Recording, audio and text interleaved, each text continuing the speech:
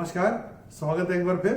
Welcome back. इस video में हम भगवत गीता के छठे अध्याय का 31 और 32वां श्लोक चैंट करना सीखेंगे। In this video we will learn how to chant the 31st and the 32nd shloka of chapter 6 of the Bhagavad Gita. 31वें श्लोक को हम इस तरह से चैंट करते हैं। द 31st श्लोक गोज लाइक दिस। सर्वभूतस्थितं यो मां भजत्येकत्वमास्थितः सर्वथा वर्तमानोऽपि स योगी मयि वर्तते। पहले देखते हैं पहला और तीसरा चरण कहां पे छूटते हैं। तो मैंने कैसे चैंट किया था? सर्वभूतस्थितं यो मां। तो पहला चरण यहां पे छूटेगा। सर्वथा वर्तमानोऽपि, यहां पे तीसरा चरण छूटेगा। अभी देखते हैं श्लोक में कौन कौन से नियम लागू होते हैं। The rules that apply on this shloka. Let's have a look. पहले चरण में ये त के ऊपर जो अनुस्वार आ रहा है उसके बाद का अक्षर है य, और अनुस्वार के बाद जब य आएगा तो अनुस्वार का उच्चारण होगा म।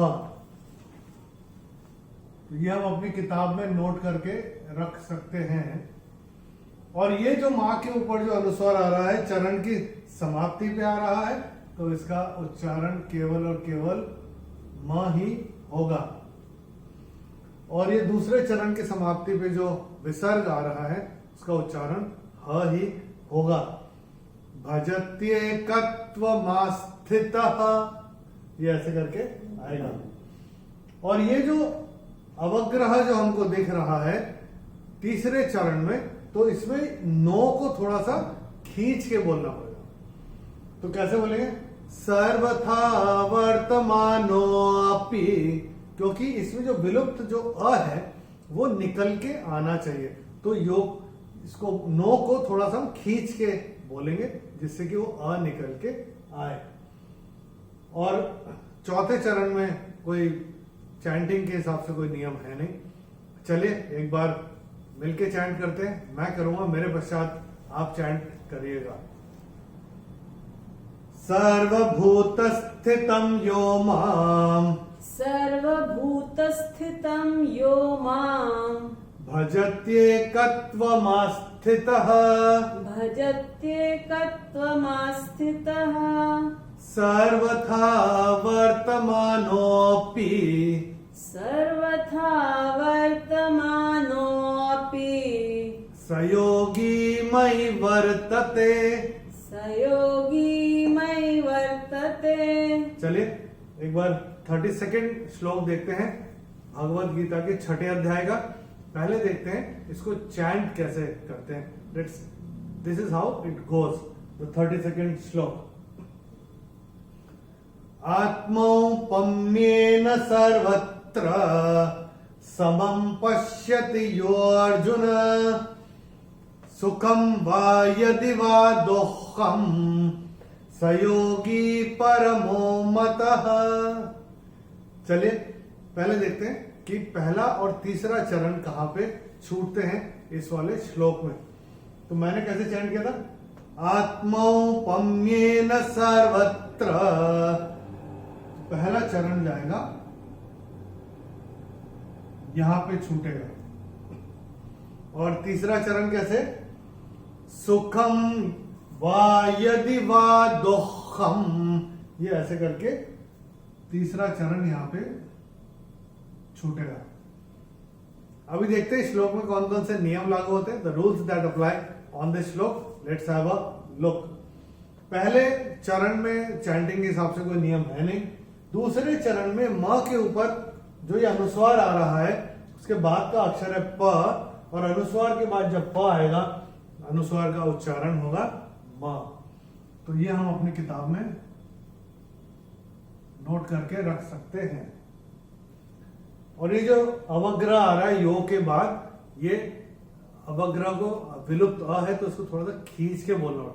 यो अर्जुना, एक्चुअली अगर हम इसका संधि विच्छेद करते हैं तो यह अर्जुना ऐसे होगा, तो जब इसको खींच के बोलेंगे यो अर्जुना तो अ निकल के आना चाहिए।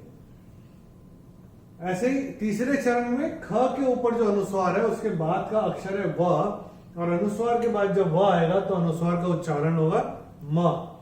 तो ये हम अपनी किताब में नोट करके रख सकते हैं। ये तीसरे चरण में द के बाद जो विसर्ग आ रहा है उसके बाद का अक्षर है क, और विसर्ग के बाद अगर क या ख आता है तो विसर्ग का उच्चारण होगा ह। तो ये विसर्ग का उच्चारण होगा आधा ह। तो इसको हम स्ट्राइक ऑफ करके लिख के रख सकते हैं। तो हम कैसे बोले दोह, तो उसमें थोड़ा करुणा का भाव भी आना चाहिए। ख के ऊपर ये जो अनुस्वार आ रहा है तीसरे चरण की समाप्ति पे, वो अनुस्वार चरण की समाप्ति पे आ रहा है तो उसका उच्चारण केवल और केवल म ही होगा। और चौथे चरण में ये जो त के बाद विसर्ग आ रहा है चरण की समाप्ति पे आ रहा है तो इसका उच्चारण ह ही होगा। चलिए एक बार मिलके चैंट करते हैं। मैं करूंगा, मेरे पश्चात आप चैंट करिएगा।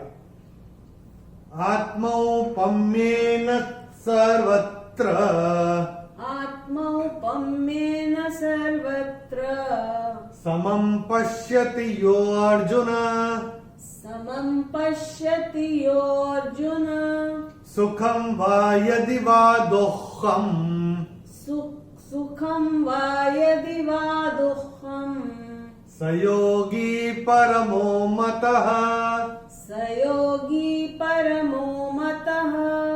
चलिए एक बार दोनों श्लोक चैंट करते हैं एक साथ। मैं करूंगा, मेरे पश्चात आप करिएगा। एक बार रिवीजन भी हो जाएगा and let us experience the bliss of the Bhagavad Gita chanting. तैयार है? चलिए शुरू करते हैं।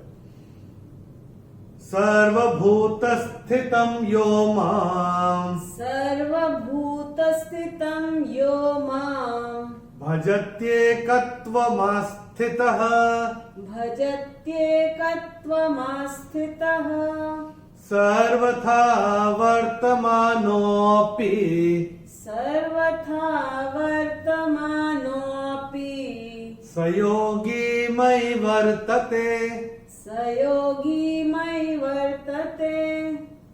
आत्मौपम्येन सर्वत्र, आत्मौपम्येन सर्वत्र, समं पश्यति यो अर्जुन, समं पश्यति यो अर्जुन, सुखं वा यदि वा दुःखं, सुखं वा यदि वा दुःखं, स योगी परमो मतः। स योगी परमो मतः। प्रैक्टिस करते रहिए, प्रैक्टिस करते करते आएगा। और जो नियम हम आपको बताते आ रहे हैं किताब में नोट करते चलिएगा।